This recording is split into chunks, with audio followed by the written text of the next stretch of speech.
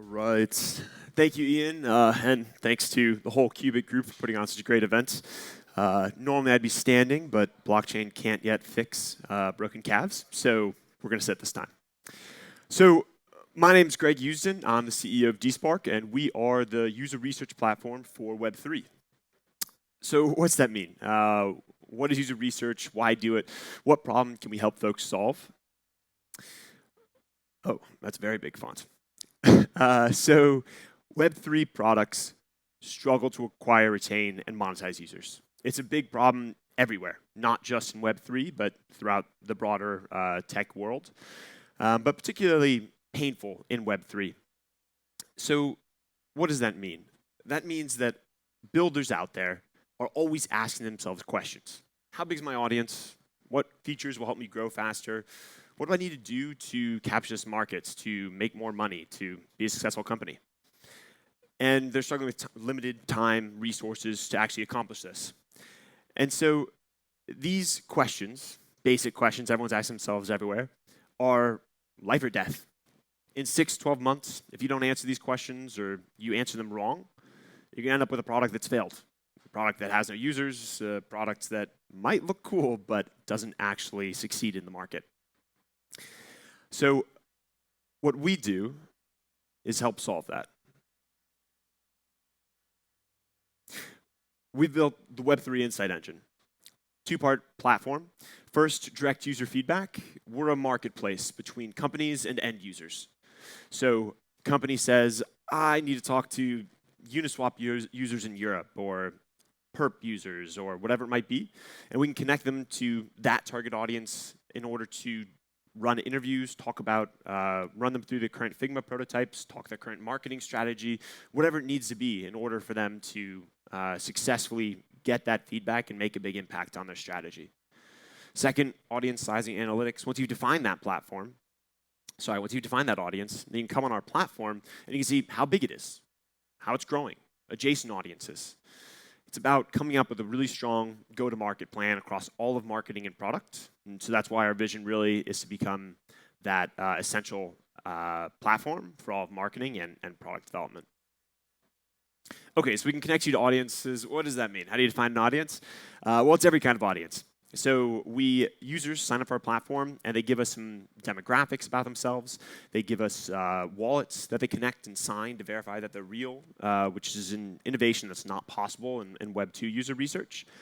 And so they come in, and they tell us what country they're from. They can obviously tell us demographics like how old they are, education levels, things like that, and connect as many wallets as they want that we can then use to help companies get in touch. So they might want to talk to, like I said earlier, perp users in Europe, but they might want to talk to folks who are just starting out in their blockchain journey. Or they might want to talk to folks who are power users in EVM ecosystems or Solana.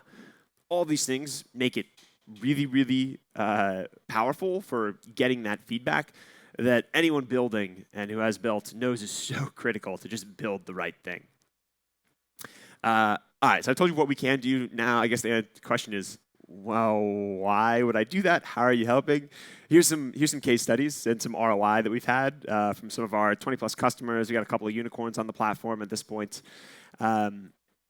First, customer A, anonymized. They were wondering, how do I gain market share in a competitive market? Standard question. Tons of people wonder it every single day. And so they went on Despark. They've now run over 8 different projects on Despark. Exploring user preferences about competitor products. They talked to competitor users, surveying L2 usage. And as a result, they redid their feature roadmap. So they've saved hundreds of engineering hours by not building things that they shouldn't build, that users don't care about, and building the things that they do care about. Customer B, they are a hardware wallet manufacturer. They were wondering how much demand is there for a new product. So they surveyed user wallet habits and seed phrase habits. And as a result, they canceled their product because it turns out that no one actually wants to buy it. Probably the highest ROI decision you can make. No I, that's pretty good.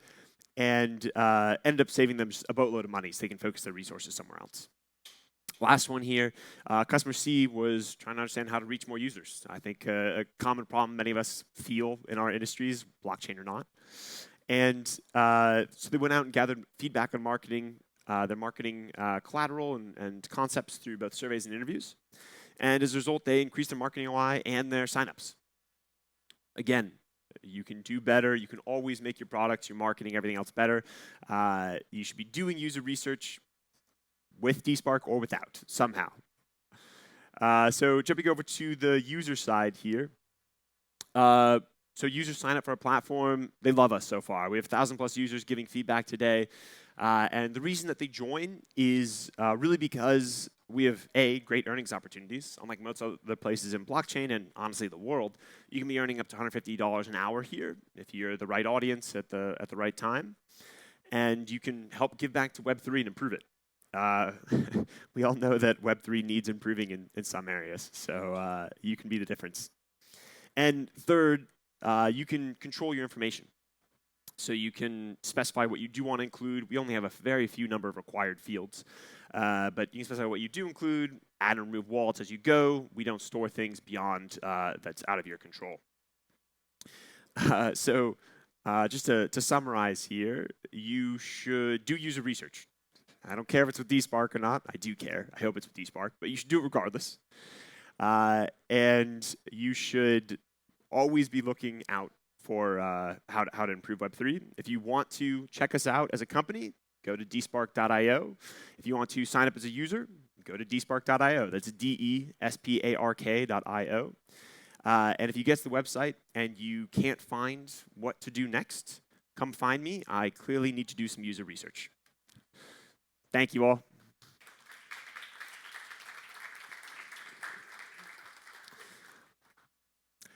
Happy to answer questions, but no pressure.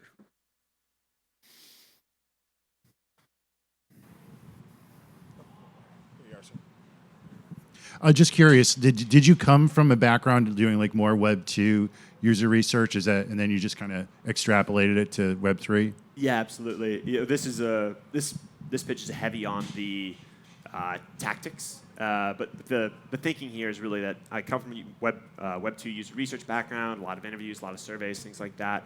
And Web 3 presents a really interesting opportunity because the wallet data provides objective reality.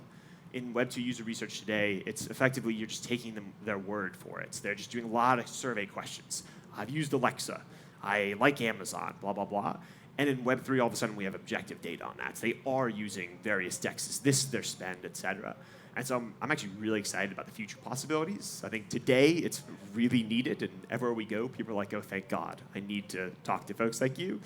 I need to use the platform. But yeah, we think that in the future, there's just a ton of potential for objective data. And as more things move on chain, it'll be used kind of throughout the broader industry. One right here. How do you balance, in I guess some corners of Web3, just the desire for anonymity in your client's desire to not see that, right? As probably Yes. a way to market more directly to them. Is that a big issue with your current client base as far as penetrating this market, and how do you deal with that dynamic? Yeah, absolutely. A few different thoughts there. I'd say one, users, they're kind of bifurcated into two big groups. One really doesn't care.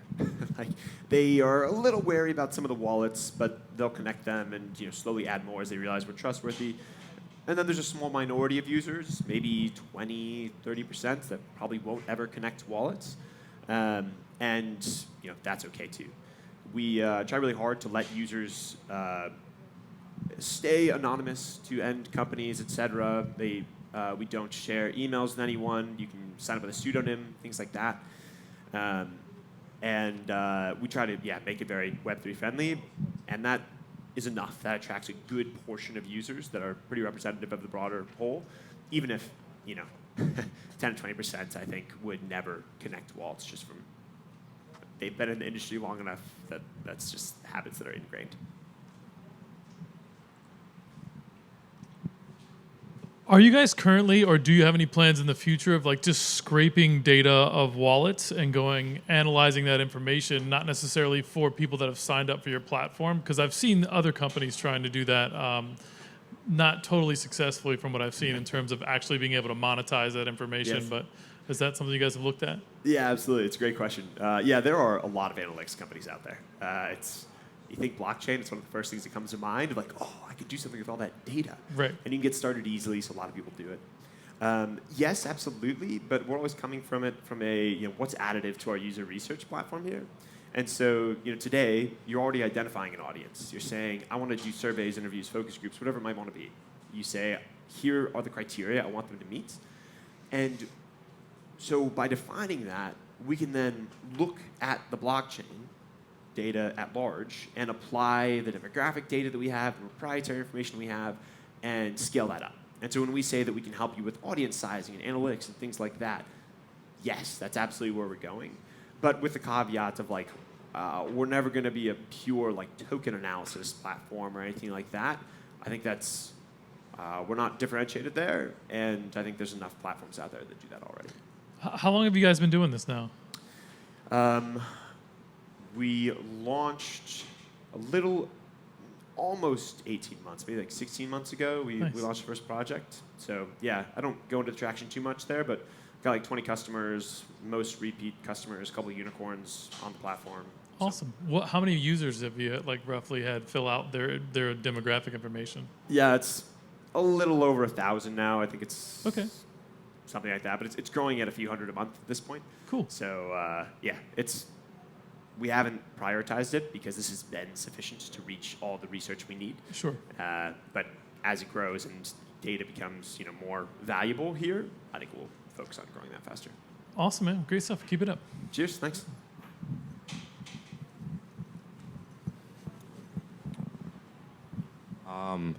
I think just with the evolution of AI and how it's increasingly becoming just a bigger part of all of our lives. And I know just based upon the research I did on your website, it's definitely a big part of what you do.